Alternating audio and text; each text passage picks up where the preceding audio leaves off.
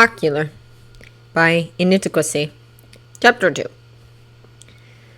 The storm tore at him. It froze his blood. The wind whipped at his flesh. It sought to rip the skin from his bones.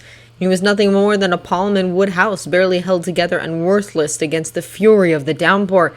He was badly patched tent cloth with ripping seams. The rain suffocated him like a blanket. The hail broke him apart. He froze and frothed like boiling water. Sometimes the hurricane poached his bones until they were unidentifiable. Sometimes the snow iced over every inch of him, to be found again somewhere next summer, if there was ever another summer to be. Sometimes there were voices in the hail. "Is he going to make it?" said the wind.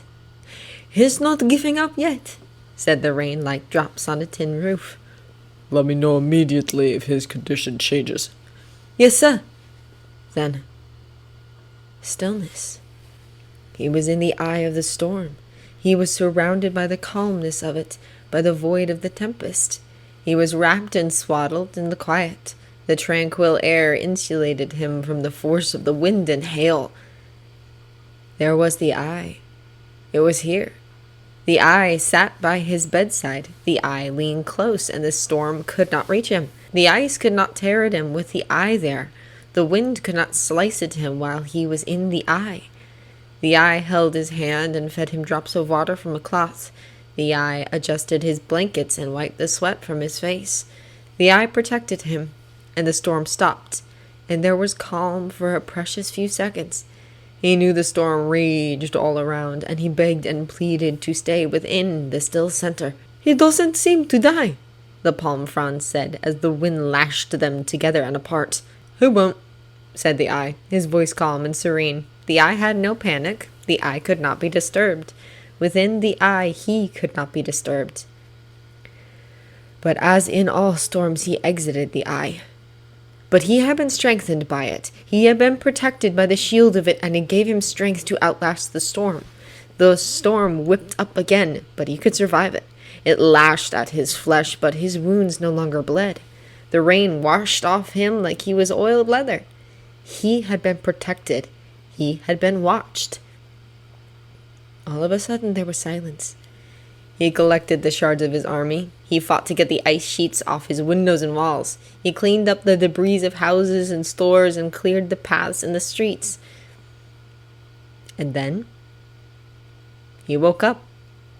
He was tired and profoundly hungry. He opened his mouth and nothing came out. His throat felt like ash. Upon further notice, his throat was one of the better feeling parts of him, which boded poorly.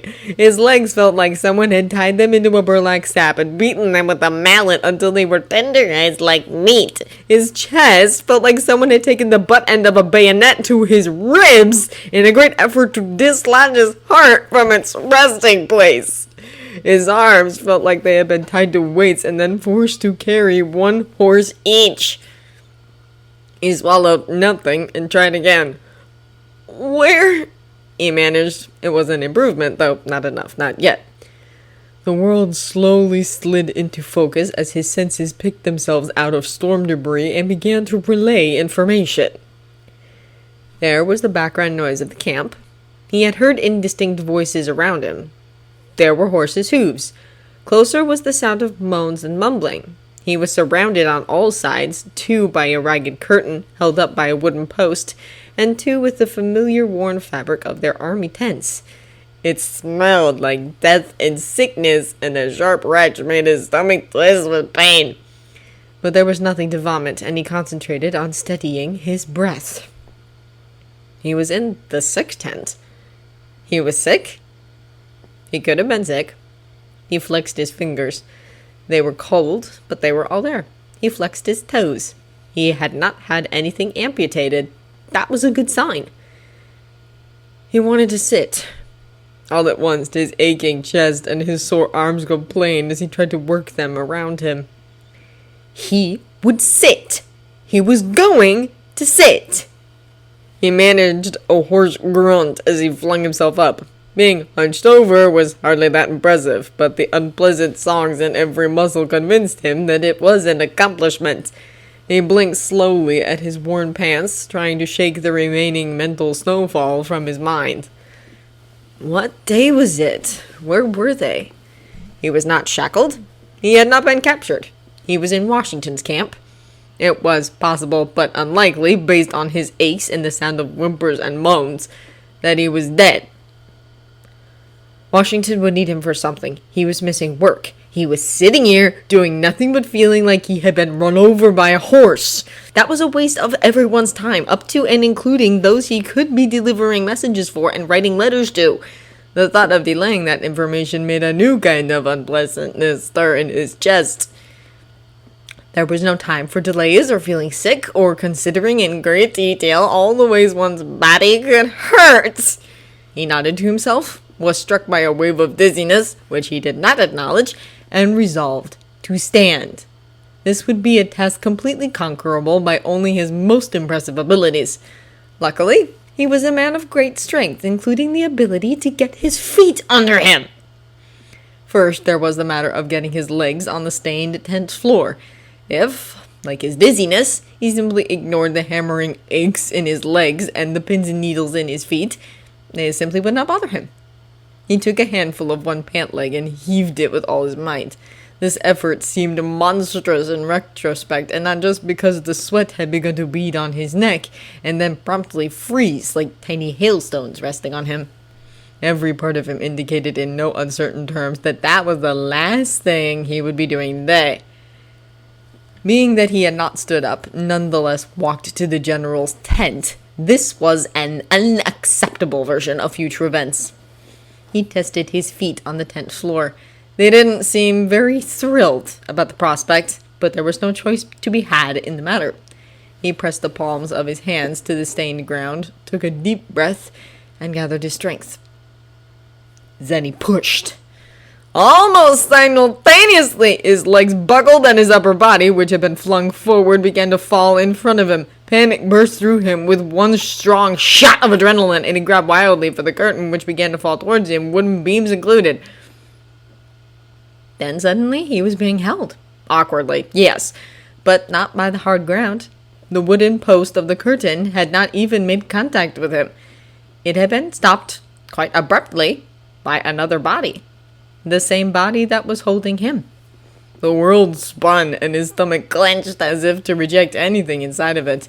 For a second he could think only of the hurricane lashing into the windows in of his childhood home and the hail pummeling him relentlessly. Hamilton! The voice was the eye of his storm. His eye? Confusion struck and disappeared in one sharp second. My dear Lawrence, he croaked in a dazed voice. I must admit, I did not know I was your ideal dancing partner until this very moment.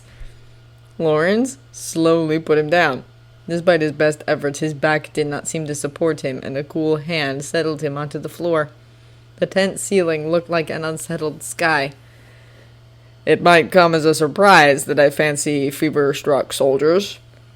Alexander managed what he suspected was supposed to be a laugh, although to his ears it reminded him more of coarse sandpaper on unfinished wood. Have some water, Lawrence said. Alexander wanted to reach for the offered canteen, but this thought seemed to have gotten lost between his brain and his hand. Realizing this, Lawrence poured some of the water into his mouth without complaint. It was shockingly cold, and it snapped his senses into a hard, intense focus. I have to go to the general, Lawrence, Alexander said, once his throat felt more properly like it should. He likely has work for me, and idling in this sick tent will cause that work to be delayed. Lawrence cracked an eyebrow at him. That the man had taken on a blurry glow around the corners did not reduce the small joy Alexander felt by looking at him. In fact, it suited him. He should take on a glow more often. Certainly it did a better job of reflecting the man's shining spirits, which Alexander greatly admired. It also would set him apart from the other soldiers, another feature he richly deserved. This was made all the more pleasant by Lawrence's hand on his chest. It was warm through his coat despite the weather, and it gave him a pleasant sense of being grounded, drawing the remaining few good feelings left in his body into the small area where the man's glove made contact with him. Lawrence was saying something. Alexander heard the pleasant lull of his voice without identifying the words, like he was speaking through a rag. He closed his eyes to enjoy the sound a bit more, and then there was nothing else.